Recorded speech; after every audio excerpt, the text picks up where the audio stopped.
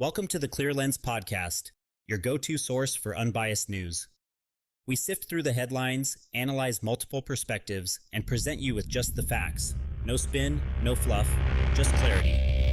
You're listening to Clear Lens, the unbiased news filter. All right, so you want to take a deep dive into this Vance-Walz VP debate. That's right. Let's go beyond those headlines. Beyond the sound bites, get into the nitty-gritty. Exactly. We've got articles, fact checks. We even dug into some polls for this one. Oh, wow, the good stuff. The good stuff. So, are you ready to get started? Let's do it. Okay, so first things first. This VP debate. This was a big one. It was a big one. I mean, this election cycle has been, unprecedented. Unprecedented is the word. Yeah. Attempted assassinations. We had a nominee drop out. Right. And usually these VP debates, let's be honest, a little forgettable. Yeah. This one, not so much. No. And I think one of the things that surprised us most reading through all these different sources was the civility. The civility. Like, are we living in an alternate universe right now? Because because this is not the vibe we've been getting. No. Especially, remember Trump-Harris back in 24? Oh, that was a slugfest. That was a slugfest. Complete opposite. And even Vance and Walz, earlier this year, stolen valor. Remember that whole thing? Oh, yeah. And then Walz firing back, calling Vance creepy. There's bad blood. There's bad blood brewing. Mm-hmm. So to see them both kind of like dial it back. Tone it down. Tone it down for this debate makes you wonder, was this strategic? Especially for Vance. Especially for Vance. He's been trying to soften that image. He needs to, according to the polls. Yeah, he needs to. Big question is, can he pull it off? Huh. Can he really shed that Trump-era kind of aggression? Right. Become a little more palatable? And will it work? Right. Big questions. Speaking of Trump, this is the same Vance who called Trump America's Hitler. Oh, yeah. Back in the day. Back in the day. So how does he square that circle? How do you go from America's Hitler to, I don't know, is it embracing Trump? Right. How do you go from that to campaigning with the guy? Right. It's a classic political tightrope. Yeah. You've got to appease your base, but then you've got to broaden your appeal. Right. Tricky. Very tricky. So how did he do?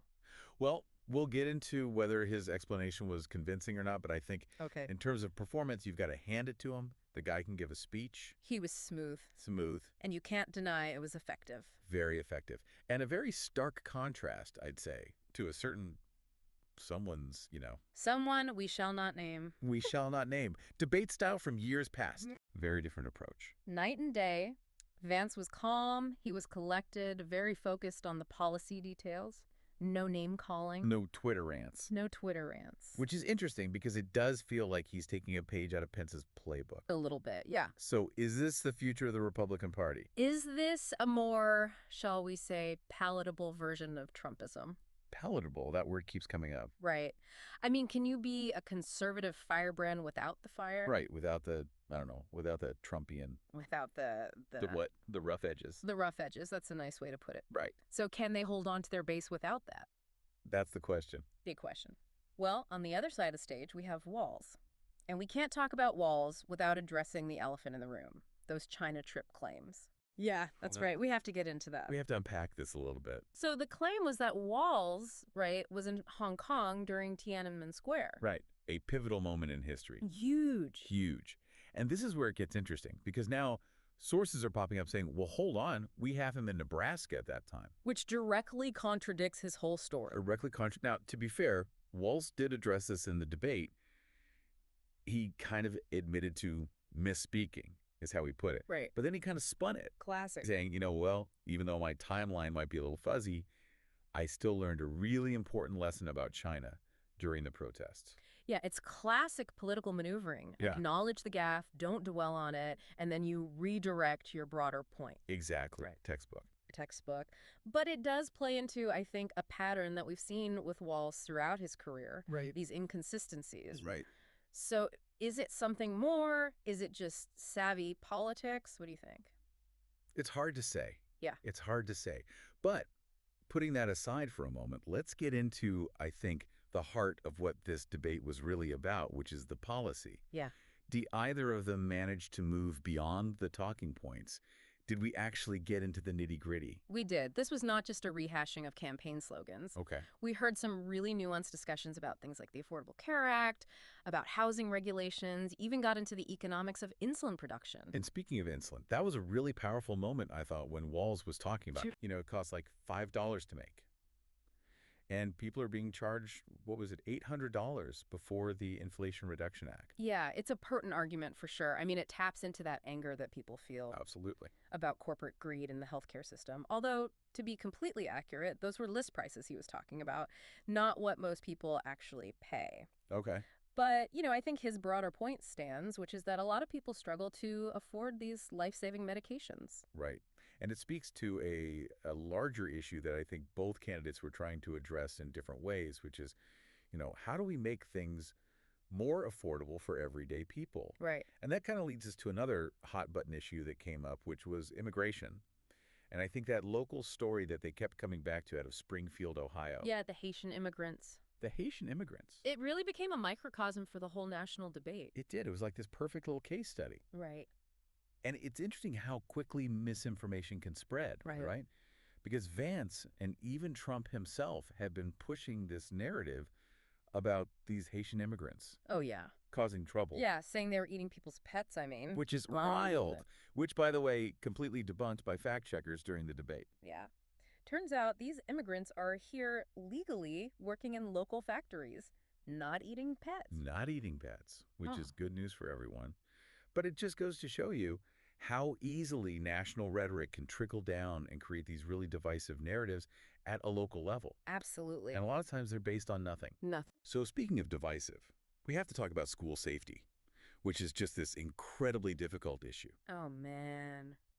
I mean, Vance really doubling down on hardening schools. Fortress schools. Fortress schools. Whereas Walz, he was really focused on gun control. Two very different approaches. Two very different approaches. Really reflecting those ideological divides we see across the country. It's more than just policy, right? It gets at these fundamental questions about, like, the role of government, individual liberty. Big questions. Big questions, no easy answers. But it was a stark reminder, I think, just of how polarized we are. Absolutely. But even amidst all that, there was this one moment, and this is what I love about live debates, right, is the human moments. There was this moment where Vance expressed sympathy for Walz because his son had witnessed a school shooting. It was a really powerful reminder that behind all of these political battles, behind the statistics and the policy debates, you have real people. Real people. Real families grappling with unimaginable pain and fear. It was a moment that really stayed with me. It was a very human moment. So, with all that said, all the back and forth, all of the different issues, the gaffes, the powerful moments, did any of it actually move the needle? That's the question. Right. Did anybody walk away from this debate? Feeling different. Feeling different, convinced. Did either candidate really manage to sway voters? Well, this is where it gets really interesting because we dug into the polls. We did. We looked at 3 different polls, each using different methodology. Trying to get a sense of the full picture. Full picture, right. Yeah. So what did we find? No clear winner. No clear winner. Not one. You're kidding. I mean, I know debates are subjective. Of course. But you would think. Yeah. There would at least be some variation in the results. Right.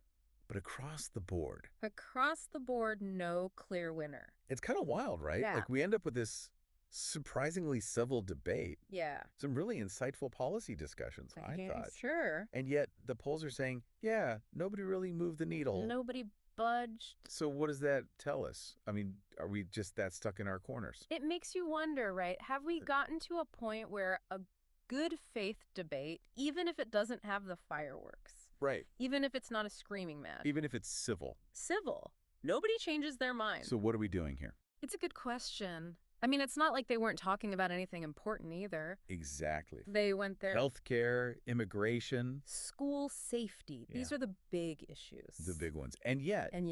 People walk away, more or less, it seems like, where they started. It's that reinforcement thing, isn't it? Instead of being open to being challenged, we just look for the stuff that validates what we already thought. Which, man, it's disheartening. It's tough. Makes you wonder about the whole point of, well, the debates, the news cycles, all of it. Right. If we're not even open to that possibility, that maybe just maybe, the other side has a point, or that our own views could evolve. Exactly. That's what's so frustrating. Yeah, I feel it. But you know what gives me a little bit of hope? What's that? You, our listeners.